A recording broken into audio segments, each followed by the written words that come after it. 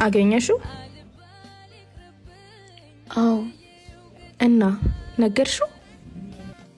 አልነገርኩት። ለምን? እንዲህ የሆንሽ ቢረፍድብሽስ?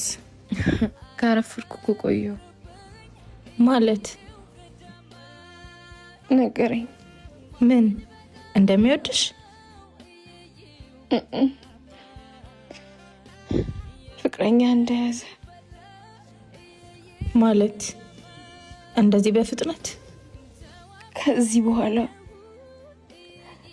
ጊዜን ከሷ ጋር ማሳልፈዋል። አያረገውም። ለነበረን የጓደኝነት ጊዜ አመሰግናለሁ አለኝ። ታዲያ ነገርሽው? አልተጨቃጨቅንም፣ አልተከራከርንም፣ ግን ተለያየን። ለምን? ልትነግሪው ይገባ ነበር።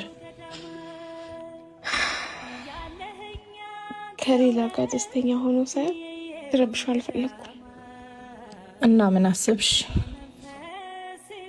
አንድ ነገር ተማርኩ። ምን?